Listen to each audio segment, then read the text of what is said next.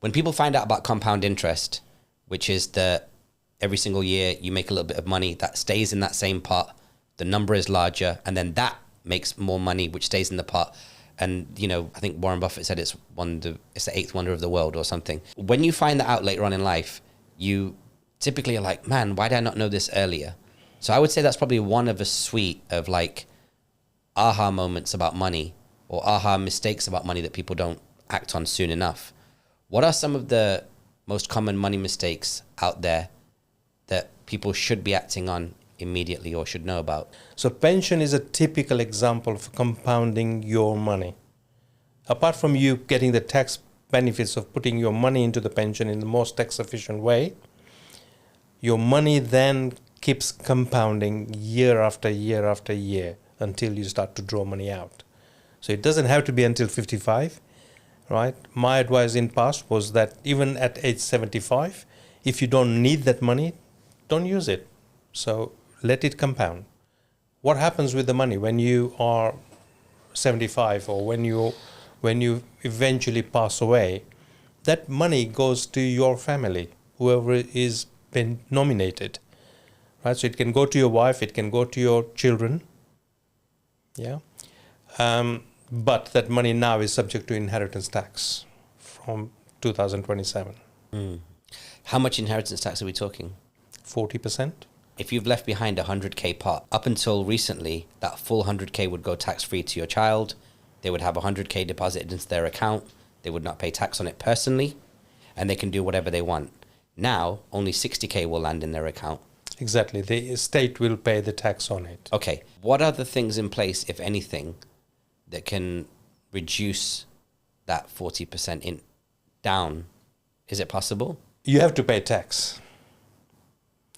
That's something that you can't get away with, right? But how you pay that tax is something that we can help with clients. So we do a lot of inheritance tax planning for the clients, and we do trust planning with the wills and trust so that their affairs are organized and are passed on to the family through a trust. And it's called legacy planning.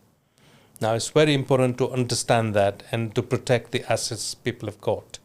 So a lot of times I find when I'm working with clients to ask them if they've done a will. And some people have done the will, but it's a basic, simple mirror will. What we advise clients to do in a structured will, so is protective. So assets that clients have built are protected. It can go to your beneficiaries, but the assets are protected. And then comes the point of pain. The pain is the Chancellor, at the moment is Rachel Reeves. She will benefit 40% of your estate. And that's something that is hard for a lot of people because they've worked hard all their lives. And now they've got an adopted daughter, which is Rachel Reeves, is going to receive that money. So we find ways of how you can pay that money without a lot of pain. So we got strategies that we use for clients to make that payment in a very cost-effective way. So the government spent a lot of money on furlough, ensuring that people would have some sort of salary or percentage of their salary at a time when people couldn't go to work during the 2020 lockdowns and further. The government also wasted a lot of money as well, allegedly, by handing out contracts that were not fulfilled properly, contracts that were meant to put things in place that got the country out of this terrible situation. Some of them allegedly went to friends of theirs, of these politicians, who are now chilling on a yacht somewhere. All of that means that there's a debt that the government needs to cover. There's a hole in the country's coffers. Are we now paying for that? Absolutely we are. Because if you think about it, right, Rachel Reeves, in her last budget, what she delivered was additional tax for the working people. Now that, has had a huge impact on the government right now. There's already been announced with some U-turns because, it is causing huge waves of problems. So, but I can't talk about politics because I can't control that. and nobody can control that. It's the government that does it. And in simple terms, in my simple mind and the way I think, if you think how much money is wasted. So when we talk about COVID, how much money was wasted with a lot of bad contracts given out, the goods weren't delivered to the standards that they should have been. And who pays for all that? We pay for that, right? All the blunders the governments have done, we are paying for them. What is the situation on cash? What is the story with cash in 2026 for those that are holding cash? Well, cash on long term is a massive risk. When I say long term, I'm talking about 5, 10, 15, 20 years. So if you hold money in cash, let's talk about the period of 10 years, right? I worked out some numbers, and really, if you have money in your bank account or in your ISA account, which will give you maybe 4% interest, and that's quite good, 4%. But what you got is the interest element only that is growing for you. Strategy funds, you got two things happening.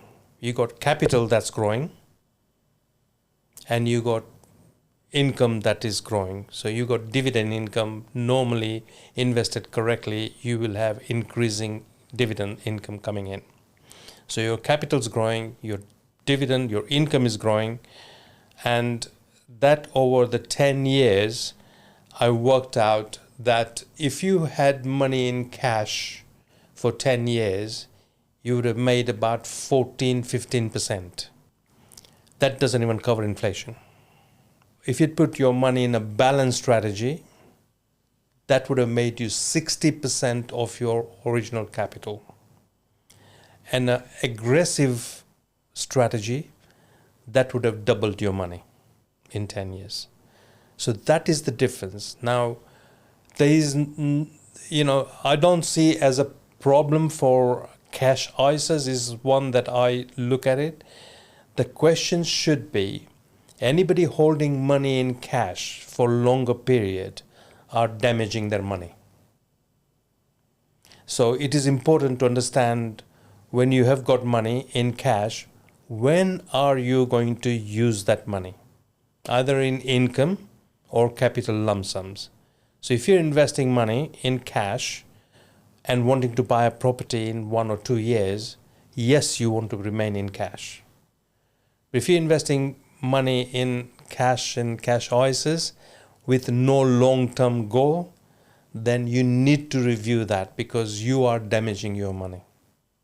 What most people don't know is that they have a personal cash flow, and over a longer period of time, ultimately the personal cash flow decisions they make lead to one single question, which is, when can I stop working? When can I get out of the rat race? When can I outpace my expenses? When you talk to people across all different age groups, what are some of the most generic things that you try to communicate to them that will help them on their financial journey over the long term? I think I get clients between 35, 40 to 60, where they have built some assets. The question the clients ask me, especially when they are sort of like 55, 60, is saying, I've built all this and I've got this money here, I've got in ISAs, I've got in, VCTs, I've got them in, bonds, and I've got a pension pot. Am I going to be okay in my later life when I stop working? And you can say, right, okay, you're spending this much and your income is this much, and from your pension you might get this income, and you can make those assumptions. We don't make assumptions. We give definitive answers to our clients as to how their cash flow will look like in 1 year's time, 5 years' time, 10, 15, until they're 90, 95, 100. So then we build the financial plan, which is called the cash flow plan, for the clients to give them that definitive answer. So in that plan, we will have, at the moment, they may be working or they may be retired, but they've got expenses. Everybody's got expenses and their lifestyle. And that lifestyle they need to key into, because what people don't want is in later life, they've got to start winding down because they can't afford it. So what we want to give clients the certainty that, look here, if you remain in this zone of expenses, of course those expenses will have inflation built into it. And that expenses might go up in retirement or may go down in retirement. Now, these are the numbers that we work with the clients. And then we look at the overall picture with their investments, with the lot of people that we do is we ask them to invest into real estate as well, which gives them that positive income, right? So we help clients if we feel that the client is not going to have enough, and if the client wants to make more money, and a lot of people do, most people do, they want to make more money. And so we will work with the clients to say, right, these are different strategies that you can use. Pension is a tax efficient strategy that we use. ISA is another one. Real estate is another one, which is very strong in my books, to have that clarity. So it's about when you're working, you're spending money. Now, you're spending money. If you don't work, then there's a risk. So what we want to do is to have investment income replacing their earned income. And that phase is called get me out of rat race. Very important. So if you have investments, you know that those investments are giving you amount of income, and if that replaces how much you're spending each month, you do not need to go and work, right? So we structure their financial plan in a way so they can do that and enjoy their life. So when people come to us, we build the financial plan for them. And if there are gaps where they need to do something different, then we will put those gaps right. What happens if somebody dies early? How is that cash flow plan for the family going to look like? So we cover all the risks that are there. So there is investment risk, asset risk, personal risk. So we make sure all those risks are covered until the day you die.